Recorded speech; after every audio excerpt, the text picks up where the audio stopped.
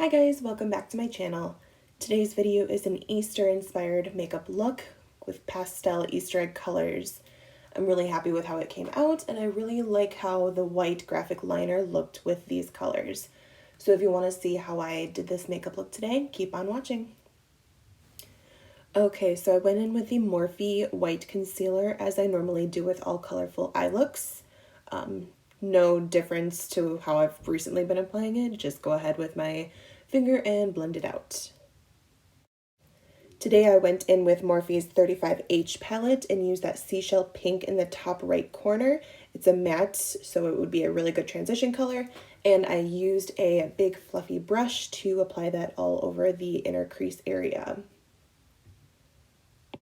Then in that same palette, I took that bright teal color and I used that as my outer corner shade. I did have to go in a couple of times to make all of these colors that I use on my eyelids as bright as they were. So keep that in mind. I did not show the full blending process and how long it actually took, just to keep this video as short as possible. I did use a fluffy brush as well for this one, just a little bit more dense. And I made sure to use my circular motions to put that all in the outer corner. And then I went in with Jaclyn Hill's Volume 2 palette, and I used the color Therapy Sesh right there. It's a very pretty cool tone purple. So I did end up using the same brush that I applied the blue with for the initial application of the purple, but I did not want to use the same brush constantly throughout this whole eye look just because I was using all of these colors over and over again, so having them on the same brush was going to be a little too much. So I did end up just using a stiff dome brush after the initial application. Then here I'm going in with Tipsy Girl, that hot pink. I really love this color. And I used a flat shader brush to put that on my inner corner. I did go a little bit above my crease, only slightly, to make sure that it blended out. And I did blend it in with the purple that on the middle of my eye as well. But it did take a couple of times for me to get this right, so and right here I'm showing the actual brush that I used. It is not a stiff dome brush now that I'm looking at it. It's just a dome blender brush, I guess. But yeah, here you can see that I'm going in over and over and over with these colors because I wanted to get them at peak brightness. And then I'm going in with that same shell color that I used in the beginning for my transition shade and just blending at the top. And here I'm going in with a makeup wipe to clean up any fallout and just sharpen up that outer corner a little bit.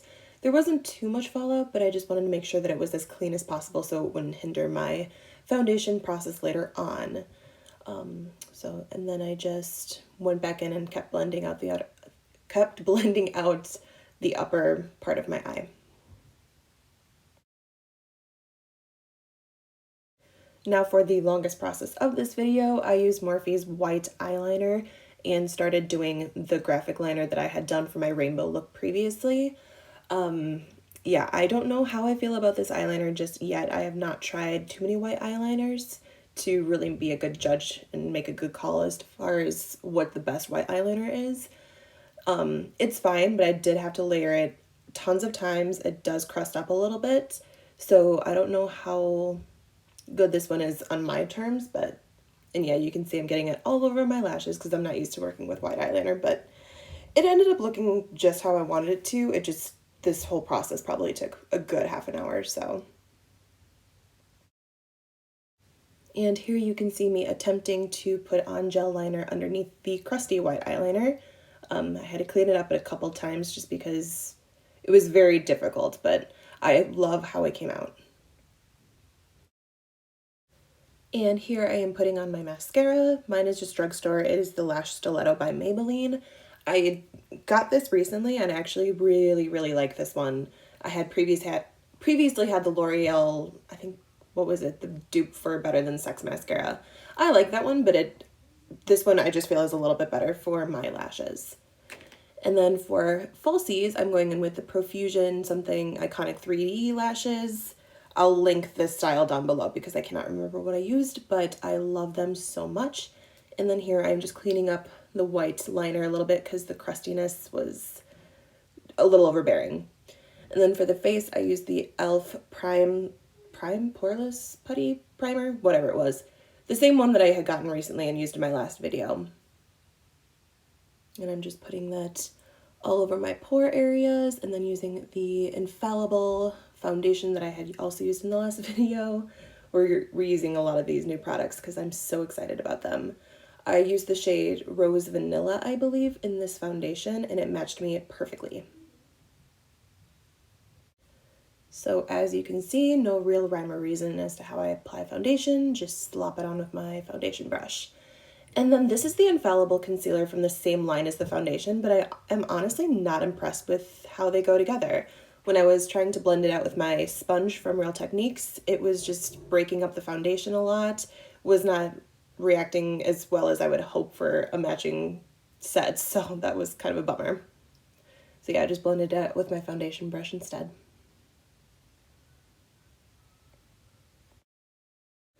So I'm going to be using L'Oreal's Lumi Glotion as my liquid highlighter today, and I'm applying it with my fingertips, and I'm putting that all in the apples of my cheeks and on the upper part of my cheekbones. I really like the technique here just because when I put it on the apples of my cheeks, I feel like it gives me the best dewy look, and I just blend it out with a sponge. And here I'm trying something new, but you can clearly tell I like the Infallible line.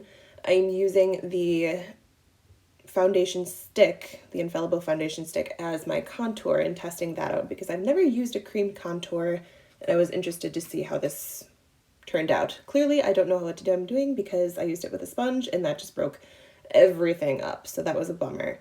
I don't know if this specific one matches me correctly. I was trying to get it 3 shades darker, but I think I ended up winning 4 or 5, so might have to wait until summer to use this again, but I made it work. I just cut it with some powder to make sure that it wasn't going to be too all over the place. And yeah, I don't mind how it turned out, actually, now that I'm looking at it. I skipped my nose contour because I have no idea what I'm doing there, and now I'm applying some powder. Here I'm putting on the CoverGirl Banana Powder and putting that in a triangle underneath my eye. So here I'm saying, maybe this did not come out as bad as I was thinking it would. So after a couple of minutes, I am wiping away my bake, and I definitely like how it came out after I baked. A lot less scary. And then here I'm going in with Kylie's Pink Dreams blush. Obviously one of my favorites because I use it almost every single day. And then same technique that I always use to apply blush. You've seen it before.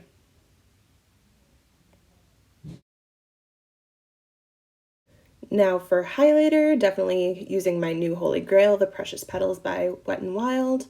I applied it with a dry brush at first, and then I went back later on and applied it with a wet brush. But yeah, this is probably one of my favorite highlighters right now. Even though I just got it a few days ago, it has definitely become my new ride or die. And I'm just going to put a little bit in the center of my nose. Ignore the not blended out contour right there at the top of my nose. We're not going to talk about it. Putting some on the Cupid's bow, and then I'm just going to set my face before I move on. And then here we're just going to smudge all of the colors we used on our eyelids, all on the lower lash line. I did the same techniques with all the same brushes, no difference. And then I'm going to use, why can I not remember that name? That was in the Jaclyn Hill 2 palette. It's the shimmery icy pink shade. And use that to put our highlight on the inner corner and under the eyebrow. And then last but not least, we're going to use NYX Buttercloss in Vanilla Cream Pie. It's a very pretty nude, and I just was looking for something a little more muted since we have so much going on our eyes already. And that is the complete and finished look. Thank you for watching.